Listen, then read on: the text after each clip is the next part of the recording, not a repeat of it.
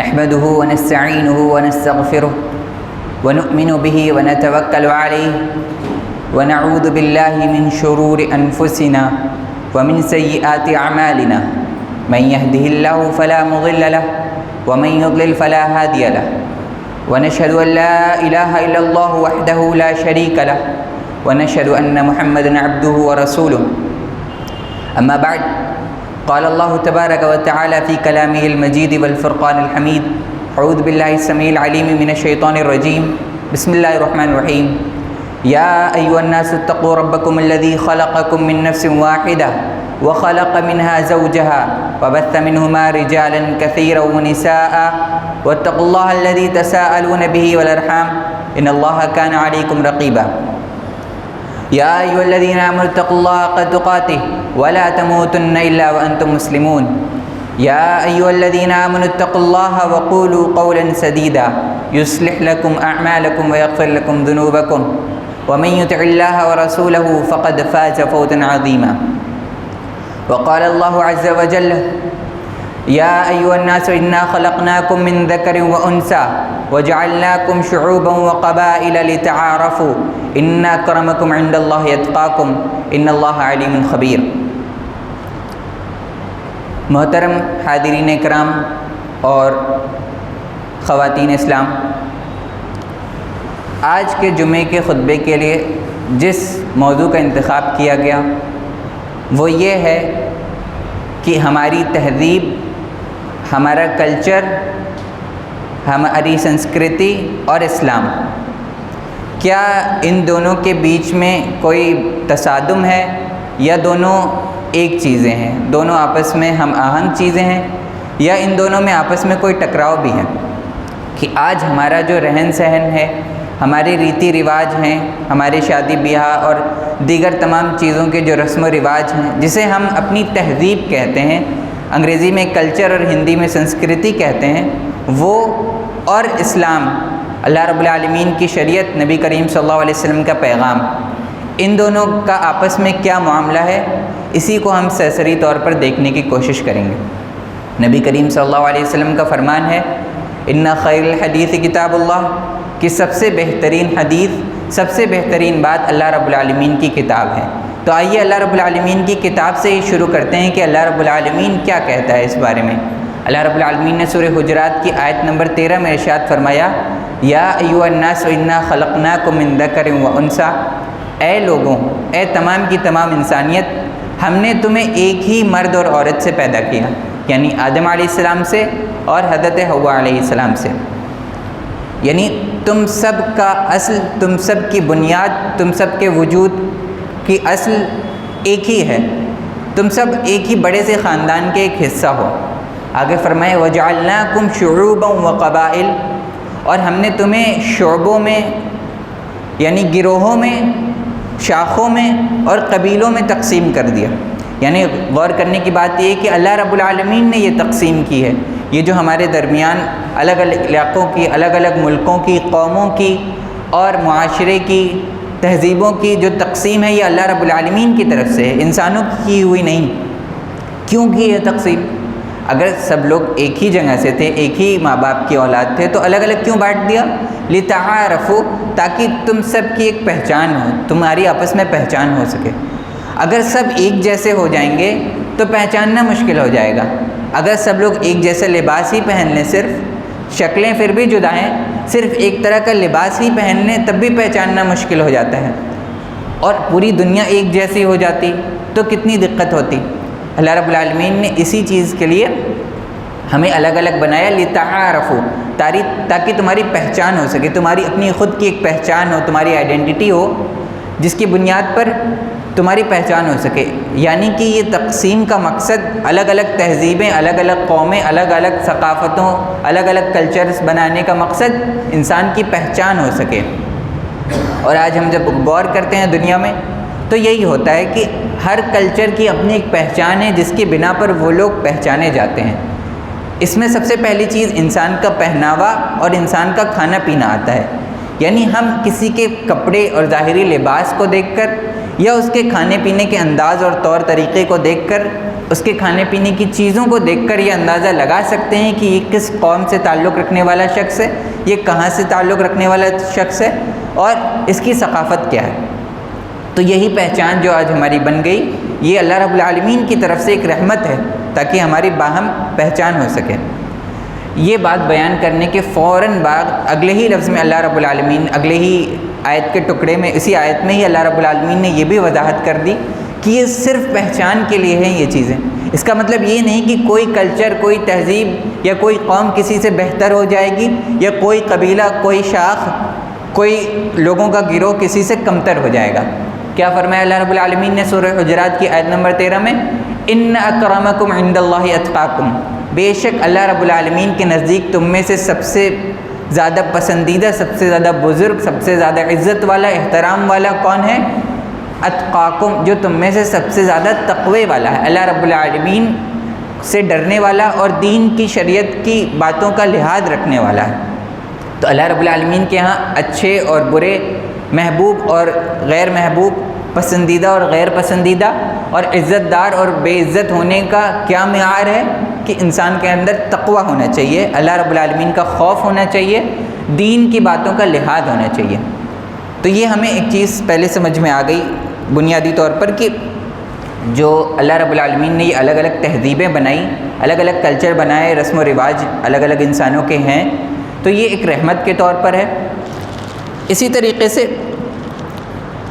اس میں اللہ رب العالمین نے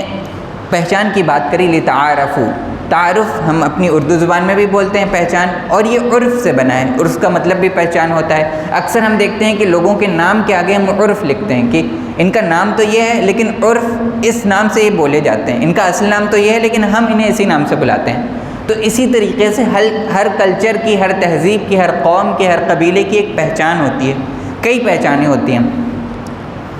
اور اسلام اللہ رب العالمین نے ان پہچانوں کو مٹانے کے لیے، ان تہذیبوں کو مٹانے کے لیے، ان رسم و رواج کو جڑ سے ختم کرنے کے لیے نہیں بھیجا،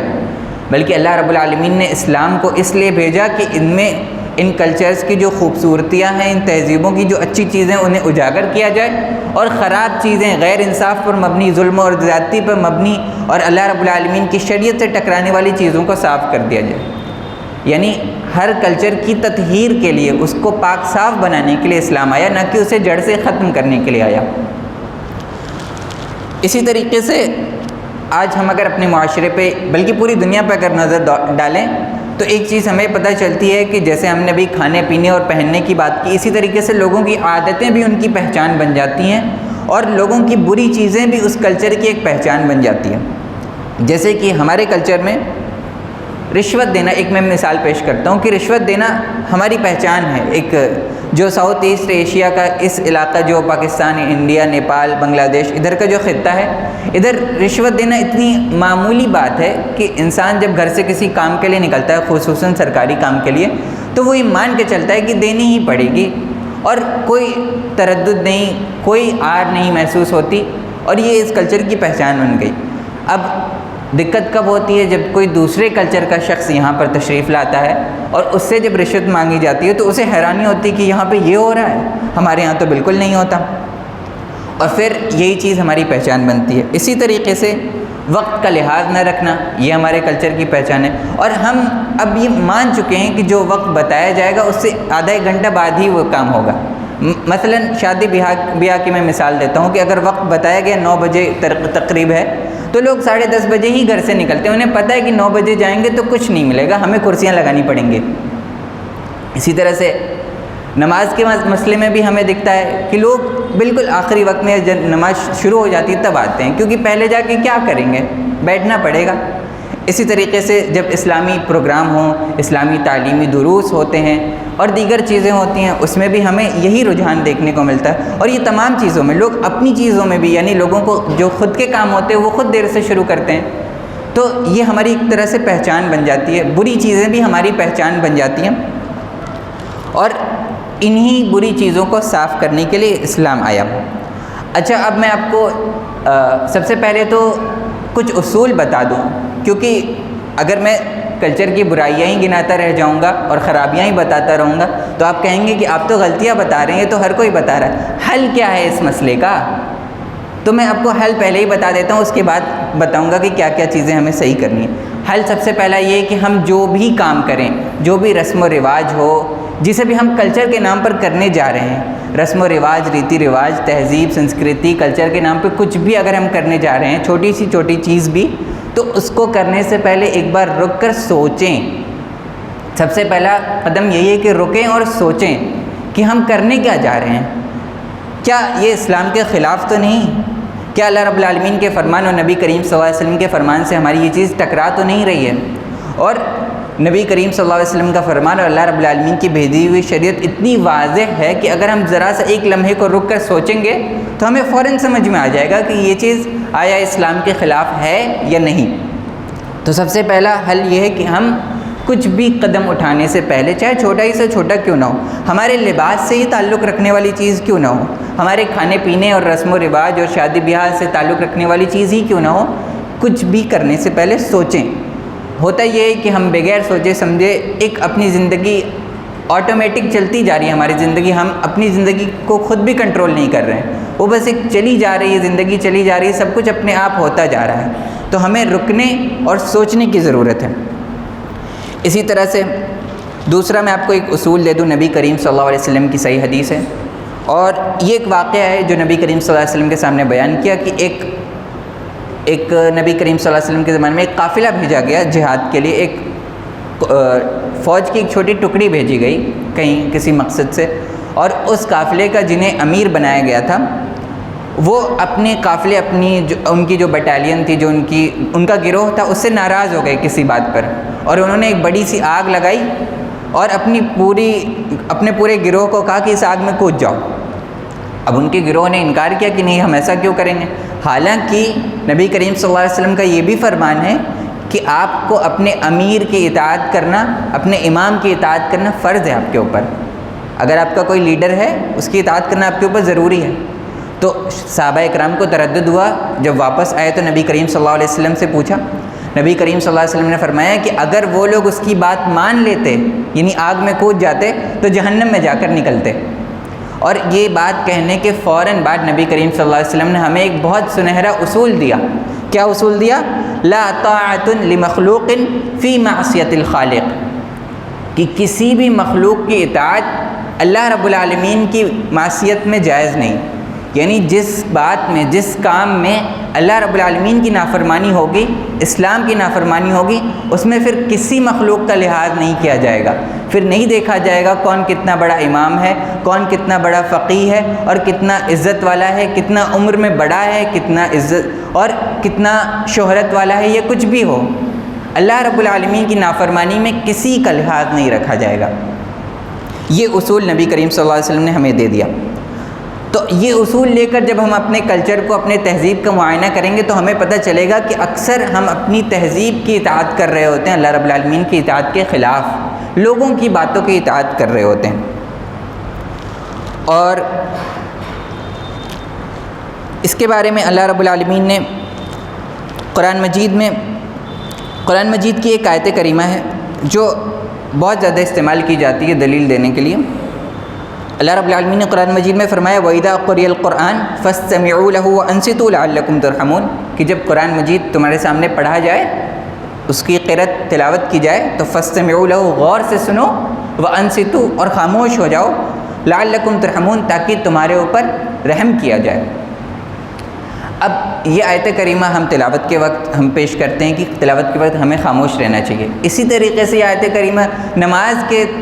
ضمن میں بھی استعمال کی جاتی کہ نماز میں سورہ فاتحہ بھی نہیں پڑھنی چاہیے، کیونکہ اللہ رب العالمین نے کہا ہے قرآن پڑھا جائے تو خاموش رہو۔ یہاں تک تو ٹھیک، لیکن مجھے یہ بتائیں کہ کیا قرآن مجید کی بات کو چھوڑ کر کوئی اور بات کو ترجیح دینا، قرآن مجید کی بات بتائی جائے اور وہاں پر روک کر یہ کہنا کہ نہیں ہمارے ہاں تو ایسے ہی ہوتا ہے نا، لوگ کیا کہیں گے، اس کا کیا کریں، تو کیا یہ قرآن مجید کی بات کے اوپر اپنی بات کو بڑھانا نہیں ہے؟ کیا یہاں پر یہ آیت کریمہ نہیں ہمیں یاد آتی؟ اور یہی مخالفت ہم قرآن مجید کی کرتے ہیں کلچر کے نام پر۔ اور وقت نہیں ہے کہ میں آپ کو ایک ایک رسم و رواج کا نام گناؤں کہ کیا کیا قرآن کے خلاف ہو رہا ہے، میں آپ کو اصول بتا دیتا ہوں، آپ پھر اپنے کلچر کا، اپنے گھر کے، اپنے خاندان کے رسم و رواج کا معائنہ خود کریں کہ کیا کیا چیزیں اسلام سے ٹکرا رہی ہیں۔ اور کلچر کو ترجیح دینا، تہذیب کو ترجیح دینے کا نقصان کیا ہوتا ہے، اسی آیت کریمہ میں بتایا اللہ رب العالمین نے، لعلکم ترحمون۔ اگر قرآن مجید کو غور سے سنو گے، قرآن مجید کو ترجیح دو گے، اس کو اولیت دو گے، تو تمہارے اوپر رحم کیا جائے گا، اور نہیں کرو گے تو کیا رحم کیا جائے گا؟ نہیں۔ اور پھر آج ہم یہ شکایت کرتے ہیں کہ اللہ رب العالمین کی رحمت کہاں ہے، اللہ رب العالمین رحم کیوں نہیں کر رہا، حالات اتنے زیادہ خراب کیوں ہیں، کیوں ہمارے اوپر اتنی بڑی بڑی مصیبتیں آ جاتی ہیں، انفرادی طور پر بھی، گھر میں بھی، معاشرتی طور پر بھی۔ تو کیسے اللہ رب العالمین کی رحمت کی ہم امید لگائیں جب اس کی قرآن مجید کی بات کے اوپر اپنی بات کو ترجیح دیتے ہیں۔ اسی طریقے سے نبی کریم صلی اللہ علیہ وسلم کی ایک بڑی مشہور حدیث، ابھی چند دنوں پہلے ہی جو فجر اور عشاء کا درس ہوتا ہے یہاں حدیث کا، اس میں یہ حدیث ابھی جلدی ہی پڑھی بھی گئی ہے کچھ دنوں پہلے، کہ نبی کریم صلی اللہ علیہ وسلم نے فرمایا کہ اللہ رب العالمین پاک ہے اور صرف پاک چیزوں کو ہی قبول کرتا ہے، یعنی اللہ رب العالمین خود بہترین پاک ہے، اور اللہ رب العالمین بھی اپنی ہی طرح پاک چیزوں کو صرف قبول فرماتا ہے۔ اور نبی کریم صلی اللہ علیہ وسلم نے ایک واقعہ ذکر کیا کہ ایک پریشان حال مسافر ہے جس کے پورے جسم پر دھول لگی ہوئی ہے اور بہت پریشان حال ہے، وہ ہاتھ اٹھاتا ہے آسمان کی طرف اور اللہ رب العالمین سے دعا کرتا ہے، یا ربی یا ربی یا ربی، اے میرے رب۔ اتنی تکلیف اور اتنی آہوگزاری سے وہ دعا کر رہا ہے، لیکن نبی کریم صلی اللہ علیہ وسلم نے فرمایا کہ کیسے اس کی دعا قبول کی جائے جبکہ اس کا کپڑا حرام، اس کا کھانا حرام کا، اس کا پینا حرام کا، وغذی بالحرام، اور اس کی پوری پرورش، اس کی پوری غذا جو اس کو دی گئی چھوٹے سے لے کر بڑے تک، اور ابھی جب وہ خود کھا رہا ہے تب بھی سب حرام کا ہے، تو کیسے اس کی دعا کو اللہ رب العالمین قبول کرے گا؟ تو یہ بھی ایک چیز ہے جو ہم نے اپنے کلچر میں عام کر لی ہے کہ ہم اپنے رزق کا خیال نہیں کرتے اور اس کے بعد پھر اللہ رب العالمین سے امید لگاتے ہیں۔ تو اور یہ چیز کتنی عام ہے، یعنی لوگ اب اس میں بالکل بھی عار محسوس نہیں کرتے کہ ان کا رزق حرام طریقے سے آ رہا ہے، بلکہ اسے صحیح ثابت کرنے کی، اسے جسٹیفائی کرنے کی کوششیں کرتے ہیں۔ اسی طریقے سے ہمارے کلچر میں ایک ہماری تہذیب میں ایک چیز بہت عام ہو گئی جو قرآن مجید کی روح کے سراسر خلاف ہے، وہ یہ کہ زندگی گزارنے کا جو ہمارا طریقہ ہے، زندگی کو لے کر، جو پوری زندگی پر لے کر ہمارا جو نظریہ ہے، وہ یہ کہ جوانی تک آپ کو جو کرنا ہے کریے، دنیا کمائیے، موج مستی کریں، دنیا پرستی، دنیا کمانا، زیادہ سے زیادہ مال جمع کرنا، اور جب آخری عمر آ جائے گی، بڑھاپا آ جائے گا، تب اللہ رب العالمین کی طرف آئیں گے، تب عبادت کی طرف آئیں گے، تب توبہ کر لیں گے اور سب معاف ہو جائے گا۔ حالانکہ یہاں پر اگر آپ دعا بھی دیکھیں، یہ دعا اللہ رب العالمین سے ہم نماز کے بعد مانگتے بھی ہیں، وَأَعُوذُ بِكَ مِنْ أَنْ أُرَدَّ إِلَىٰ أَرْذَلِ الْعُمُرِ، کہ اے اللہ رب العالمین میں اس بات سے پناہ مانگتا ہوں کہ رذیل عمر کی طرف، ایسی عمر کی طرف کہ جب میں کچھ کر نہ سکوں، کھانے پینے اور استنجا کے لیے بھی دوسروں کا محتاج ہو جاؤں، ایسی عمر سے پناہ مانگتا ہوں۔ تو ہم ہر نماز کے بعد ہمیں پناہ مانگنے کا حکم دیا گیا، اور ہم ایسی عمر کو اس لیے چھوڑ کے رکھتے ہیں کہ اس میں عبادت کریں گے، حالانکہ اللہ رب العالمین کو سب سے پسندیدہ عبادت جوانی کی عبادت ہے۔ اور میں آئیے آپ کو قرآن مجید کی سورہ نساء کی ایک آیت بھی بتاؤں، یہ جو رویہ ہے لوگوں کا اپنی زندگی کو لے کر، جو ہمارا کلچر ہے، اس کے بارے میں اللہ رب العالمین نے سورہ نساء میں فرمایا، وَلَيْسَتِ التَّوْبَةُ لِلَّذِينَ يَعْمَلُونَ السَّيِّئَاتِ، اور توبہ ہرگز ان لوگوں کے لیے نہیں، ہرگز بھی ان لوگوں کے لیے نہیں ہے جو زندگی پر گناہ کے کام کرتے ہیں، حَتَّى إِذَا حَضَرَ أَحَدَهُمُ الْمَوْتُ، جب ان میں سے کسی ایک پر موت آنے لگتی ہے، موت ان کے قریب آ جاتی ہے، ان کو لگنے لگتا ہے کہ اب موت آنے والی ہے، قَالَ إِنِّي تُبْتُ الْآنَ، کہتا ہے کہ اب میں توبہ کرتا ہوں، الآن، اب کرتے ہیں توبہ، وَلَلَّذِينَ يَمُوتُونَ وَهُمْ كُفَّارٌ، اور ان لوگوں کے لیے بھی بالکل توبہ نہیں ہے اللہ رب العالمین کی جو اس حال میں مر گئے کہ وہ کفر کرتے تھے۔ یعنی اللہ رب العالمین نے یہ رویہ جو آخری عمر میں توبہ کرنے کا رویہ جو ہے، یہ جو کلچر ہے، اس کو کس کے ساتھ ذکر کیا؟ کفر پر موت کے ساتھ ذکر کیا۔ تو اسی سے ہمیں اس کی خطرناکی پتہ چلتی ہے۔ اللہ رب العالمین کہہ رہا ہے وَلَيْسَتِ التَّوْبَةُ، اور توبہ ہرگز ان لوگوں کے لیے نہیں ہے جو آخری وقت کے لیے توبہ کو بچا کر رکھتے ہیں۔ اولئک اعتدنا لهم عذابا الیما، اور یہی نہیں کہ توبہ ہی نہیں قبول ہوگی بلکہ انہیں دردناک عذاب کی طرف اللہ رب العالمین لوٹائے گا۔ تو یہ کتنی خطرناک بات ہے۔ اسی طریقے سے تحلیل و تحریم کا جو معاملہ ہے یہ بھی ہم نے اپنے کلچر کے حوالے کر دیا کہ اب ہمارا کلچر، ہماری تہذیب، ہماری سنسکرتی ڈیسائیڈ کرتی ہے کہ کیا چیزیں ہمارے لیے حلال ہوں گی، کیا حرام ہوگی۔ ہم صراحتاً تو یہ نہیں کہتے کہ ہمارے کلچر میں یہ حرام ہے یا حلال، لیکن ہم کیا لفظ استعمال کرتے ہیں کہ ہمارے کلچر میں تو ایسا ہی ہوتا ہے،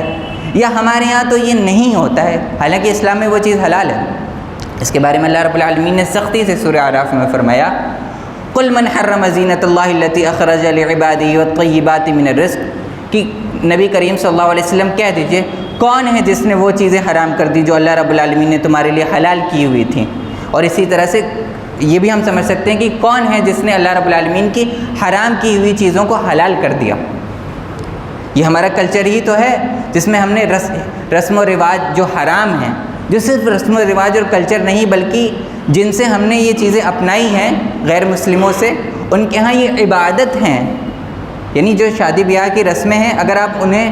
ان کی تہ میں جا کر دیکھیں تو وہ دوسرے قوموں کے بس رسم و رواج اور کلچر نہیں ہے بلکہ وہ ان کی عبادتیں ہیں، اور اسے ہم نے کلچر کے نام پر اپنایا ہوا، یعنی حرام کو حلال کیا۔ وہیں دوسری طرف جو حلال چیزیں ہیں انہیں صراحتاً تو نہیں لیکن ڈھکے چھپے طور پر حرام کر دیا۔ مثلا شادی کا مسئلہ کہ اسلام نے بلوغت کے بعد شادی کو حلال کیا، لیکن آج ہمارے یہاں کیا ہے کہ 25 یا 30 سے پہلے شادی حرام ہے، کیونکہ کر دیں گے تو لوگ کیا کہیں گے، کلچر کیا کہے گا۔ ہمارے یہاں تو ایسا نہیں ہوتا۔ اسی طریقے سے دوسروں کے حقوق کو سلب کر لینا، یعنی اسلام نے جو دوسروں کے لیے حقوق حلال کیے ہیں اسے ہم دوسروں پر حرام کر دیتے ہیں ایک طریقے سے۔ کیسے کہ اسلام نے عورتوں کو وراثت کا حق دیا، ہمارے کلچر نے اسے حرام کر رکھا ہے۔ اسی طریقے سے اللہ رب العالمین نے سورہ نساء میں ہی یہ فرمایا، سورہ نساء کی ابتدائی آیات میں ہی آپ کو یہ مل جائے گا، وَآتُوا النِّسَاءَ صَدُقَاتِهِنَّ نِحْلَةً کہ عورتوں کو ان کا صدقہ یعنی مہر جسے کہتے ہیں شادی میں جو دیا جاتا ہے وہ آتو دے دو، اور صرف دے نہ دو، نحلہ ہنسی خوشی راضی ہو کر دو۔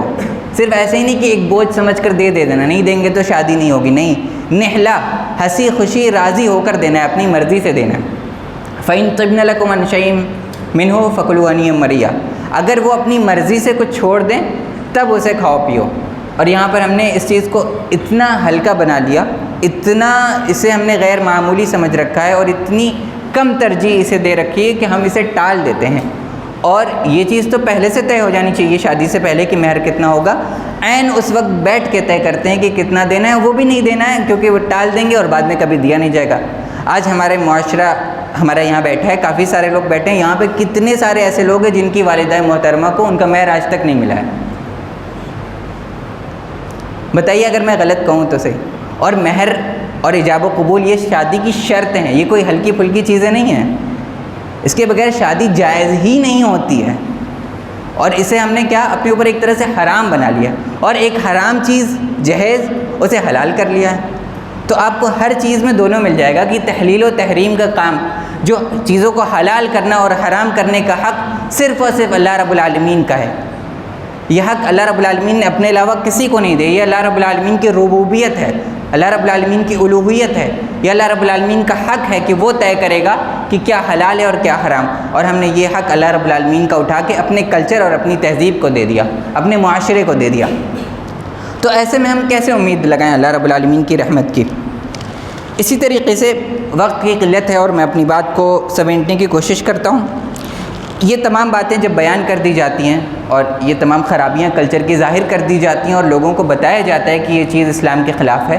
تو ہر کسی کے من میں جو سب سے پہلا سوال آتا ہے، جو سب سے پہلا اشکال آتا ہے وہ یہ کہ لوگ کیا کہیں گے۔ آپ جو کہہ رہے ہیں وہ تو ٹھیک ہے، لیکن ہم اگر ایسا کر دیں تو لوگ کیا کہیں گے؟ اس کا جواب بھی قرآن مجید میں ہمیں مل جائے گا سورہ بقرہ میں۔ دیکھیے اللہ رب العالمین کی کتاب اتنی عظیم ہے، اتنی بہترین ہے، اور یہ کسی وقت کے لیے محدود نہیں بلکہ قیامت تک کے لیے ہمارے تمام مسائل کا اس میں حل موجود ہے کہ اگر آپ اسے سمجھ کر پڑھیں گے، ترجمے کے ساتھ تھوڑا تھوڑا ہی پڑھیں گے روزانہ، تو آپ کو تمام مسائل کے حل مل جائیں گے۔ آج دیکھیے میں جو آیات بیان کر رہا ہوں قرآن مجید کی بیان کر رہا ہوں، مجھے احادیث کی طرف جانے کی ضرورت بھی نہیں پڑ رہی، کیونکہ اللہ رب العالمین نے قرآن مجید میں ہی یہ ساری چیزیں بیان کر دیں۔ اللہ رب العالمین نے یہ جو مسئلہ ہے کہ لوگ کیا کہیں گے یا لوگوں میں ہماری ناک کٹ جائے گی، معاشرہ کیا کہے گا اگر ہم نے اپنے بہت زیادہ جوان بیٹے کی شادی کر دی، بیٹی کی شادی کر دی، یا سادی بالکل شادی کر دی جس میں کوئی رسم و رواج ڈھول تاشا نہیں، تو لوگ کیا کہیں گے؟ یا جتنے بھی مسائل ہیں اس میں لوگ کیا کہیں گے؟ تو اس کا جواب قرآن مجید میں سورہ بقرہ سے ملتا ہے، وَمِنَ النَّاسِ مَن يَتَّخِذُ مِن دُونِ اللَّهِ أَندَادًا يُحِبُّونَهُمْ كَحُبِّ اللَّهِ کہ لوگوں میں سے ایسے لوگ ہیں جنہوں نے اللہ رب العالمین کو چھوڑ کر دوسرے لوگوں کو پکڑ لیا ہے، يُحِبُّونَهُمْ كَحُبِّ اللَّهِ، اور جن لوگوں کو انہوں نے پکڑ لیا ہے، یعنی ہم نے کس کو پکڑ لیا؟ اپنی تہذیب کو پکڑ لیا، اپنے معاشرے کو پکڑ لیا، اور لوگوں کو پکڑ لیا ہے کہ لوگ کیا کہیں گے؟ يُحِبُّونَهُمْ كَحُبِّ اللَّهِ، اس چیز سے، ان لوگوں سے، اس معاشرے سے، اس کلچر سے، اس تہذیب سے ایسے محبت کرتے ہیں کحب اللہ، جیسے اللہ رب العالمین سے ہونی چاہیے۔ والذین آمنوا اشد حبا للہ، حالانکہ ایمان والوں کی صفت یہ ہے کہ ان کی سب سے شدید محبت صرف اور صرف اللہ رب العالمین سے ہوتی ہے، ان کی سب سے اولین ترجیح اللہ رب العالمین ہوتے ہیں۔ وَلَوْ يَرَى الَّذِينَ ظَلَمُوا إِذْ يَرَوْنَ الْعَذَابَ، اب جو لوگ یہ ظلم کر رہے ہیں کہ اللہ کو چھوڑ کر اپنے معاشرے، اپنے کلچر اور اپنی تہذیب کو اور لوگوں کی باتوں کو ترجیح دے رہے ہیں، اگر یہ عذاب کو دیکھ لیں اور قیامت کے دن کو دیکھ لیں تو انہیں پتہ چل جائے گا، وَلَوْ يَرَى الَّذِينَ ظَلَمُوا إِذْ يَرَوْنَ الْعَذَابَ أَنَّ الْقُوَّةَ لِلَّهِ جَمِيعًا وَأَنَّ اللَّهَ شَدِيدُ الْعَذَابِ، کہ تمام کی تمام قوتیں اور طاقتیں صرف اور صرف اللہ رب العالمین کی ہیں، اور اللہ رب العالمین بہت سخت عذاب دینے والا ہے۔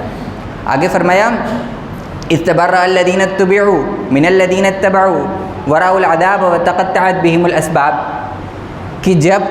قیامت کو اللہ رب العالمین ہمیں یاد دلا رہا ہے کہ جب محشر کے میدان میں آپ کھڑے ہوں گے اور عذاب کو اور جہنم کو اپنی آنکھوں کے سامنے دیکھ رہے ہوں گے،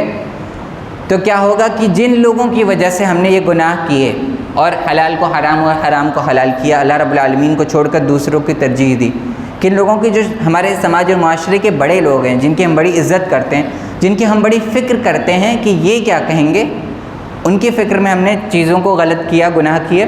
وہ ہم سے براءت کا اظہار کر لیں گے۔ اِذْ تَبَرَّأَ الَّذِينَ اتُّبِعُوا، جن کے ہم اتباع کر رہے ہیں آج، وہ ہم سے بری ہو جائیں گے، وہ ہمیں پہچاننے سے انکار کر دیں گے، تم ہو کون؟ ہم نے تو تم سے نہیں کہا تھا یہ سب کرنے کے لیے۔ وَتَقَطَّعَتْ بِهِمُ الْأَسْبَابُ، اور ان کے درمیان جتنے اسباب تھے، جتنی رشتہ داریاں اور دوستیاں اور یہ سماج کا بھائی چارہ نبھانے کی جو جذبہ تھا، یہ سب اپنے آپ کٹ جائے گا عذاب کو دیکھ کے۔ اور جن لوگوں کو وہ لوگ چھوڑ کر چلے جائیں گے، یعنی ہم لوگ، اب ہم لوگ کو ان لوگوں نے جن کے چکر میں ہم نے گناہ کیے وہ ہم سے تو بری ہو گئے، انہوں نے ہمیں پہچاننے سے انکار کر دیا۔ اب جو لوگ پھنس گئے، جو لوگ غلطی کر کے افسوس کر رہے ہیں، تو کیا افسوس کر رہے ہیں؟ وَقَالَ الَّذِينَ اتَّبَعُوا لَوْ أَنَّ لَنَا كَرَّةً، جو دوسروں کے اتباع میں اور معاشرے اور کلچر اور تہذیب کو دیکھتے ہوئے غلط کام کیے، معصیت کیے، وہ کہیں گے لَوْ أَنَّ لَنَا كَرَّةً، اگر اللہ رب العالمین ہمیں ایک موقع دے دینا، بس ایک موقع اللہ رب العالمین ہمیں پھر سے دے دے، فَنَتَبَرَّأَ مِنْهُمْ كَمَا تَبَرَّؤُوا مِنَّا، ہم بھی تم سے اسی طرح بری ہو جائیں گے جس طرح تم ہم سے آج بری ہو گئے ہو، ہم بھی دنیا میں تمہیں اسی طرح پہچاننے سے انکار کر دیں گے جو آج تم ہمیں پہچاننے سے انکار کر رہے ہو۔ لیکن کیا وہ موقع ملے گا؟ وَلَوْ أَنَّ لَنَا كَرَّةً، کیا وہ کررہ، وہ موقع دوبارہ اللہ رب العالمین دے گا؟ بالکل نہیں۔ تو یہ میرے بھائیوں غور کرنے کا مقام ہے کہ ایک طرف اسلام ہمیں اپنے کلچر پر رہنے کی اجازت دیتا ہے، لیکن اس کی جو خراب چیزیں ہیں، جو برائیاں ہیں، جو غیر انصاف پر مبنی چیزیں ہیں، ناانصافیاں ہیں، گناہ ہیں، شرک ہیں، بدعات ہیں، اس سے ہمیں اپنے کلچر کو پاک کرنا ہوگا، ورنہ انجام ابھی بیان کیا گیا۔ اسی طریقے سے سورہ احزاب میں بھی اللہ رب العالمین نے فرمایا ہے کہ، اور اس آیت کا مفہوم میں بیان کر دوں کہ یہ ہے کہ جو لوگ یہ سب کر کر پھنس جائیں گے دوسروں کے اتباع کے چکر میں، وہ ان پر لعنت بھیج دیں گے، وَلَعَنْهُمْ لَعْنًا كَبِيرًا، ان کے اوپر خوب لعنت بھیجیں گے، لیکن وہاں لعنت اور ملامت اور افسوس قیامت میں کوئی کام نہیں آئے گی۔ وہاں پر اعمال کا آپ کا رجسٹر بند ہو چکا ہوگا، جو آپ کر کے آ گئے بس وہی ہے۔ تو میرے بھائیوں، ابھی بھی ہمارے پاس موقع ہے، ہم اپنے کلچر، اپنی تہذیب، اپنی سنسکرتی کا معائنہ کریں، جو بھی ہم قدم اٹھا رہے ہیں اسلام کے نام پر یا اپنے رسم و رواج کے نام پر، وہ زندگی کے کسی بھی مرحلے سے تعلق رکھتا ہو، بچے کی پیدائش ہو، اس کا بڑا ہونا، اس کی پڑھائی لکھائی ہو، اس کی شادی ہو، اس کا بزرگ ہونا، اس کی میت ہو، اس کا دفن کرنا ہو، دفن کرنے کے بعد کی جتنی رسم و رواج ہیں، سب ان سب میں ہم غور و فکر کریں کہ کیا چیزیں اسلام کے خلاف ہیں، کیا نہیں۔ جو نہیں ہے اسلام کے خلاف، انہیں اسلام اجازت دیتا ہے۔ ایک مثال میں جلدی سے بیان کر دوں کہ لباس کی مثال ہے۔ اسلام نے لباس پہ کوئی پابندی نہیں لگائی ہے کہ آپ کو یہی پہننا ہے، کہ آپ کو عربوں میں ثوب پہنتے ہیں، جبہ پہنتے ہیں، تو سارے مسلمانوں کو وہی پہننا ہے۔ اسلام نے ہمیں گائیڈ لائن دے دی کہ تمہارا لباس اس طریقے سے ہونا چاہیے، چست نہیں ہونا چاہیے، آر پار دکھنے والا نہیں ہونا چاہیے، بے حیائی پہ مبنی نہیں ہونا چاہیے، سطر کو ڈھکنے والا ہونا چاہیے، بس۔ اب یہ گائیڈ لائن لے کر آپ اپنے کسی بھی لباس پر فٹ کریے، اگر وہ لباس اس گائیڈ لائن کے، اسلامی گائیڈ لائن کے مطابق ہے تو بہتر، اور اگر اس سے ٹکرا رہا ہے تو فوراً اسے چھوڑیے اور اسلام کی طرف آئیے۔ اسی طرح تمام چیزوں میں، تہذیب کے نام پر جتنی بھی چیزیں ہو رہی ہیں، ہمیں ان تمام چیزوں میں یہ کرنے کی ضرورت ہے، اور یہ موقع ابھی بھی ہے ہمارے پاس، ابھی ہماری موت نہیں ہوئی، کب آ جائے ہمیں نہیں پتہ، تو جب تک یہ موقع ہے اسے غنیمت جانیں۔ آج سے، بلکہ ابھی سے، نماز کے بعد سے یہ کوشش شروع کر دیں کہ جو بھی ہم کام کریں گے، دین کے نام پر کریں گے، دنیا کے نام پر کریں گے، اپنی پرسنل لائف میں کریں گے، سوشل لائف میں کریں گے، معاشرتی طور پر کریں گے، جو بھی کریں گے سوچ سمجھ کر کریں گے، اور یہ دیکھ کر کریں گے کہ اسلام کے مطابق ہے یا نہیں۔ اللہ رب العالمین سے دعا ہے کہ ہمیں اس بات کی توفیق عطا فرمائے، آمین۔ وما علینا الا البلاغ۔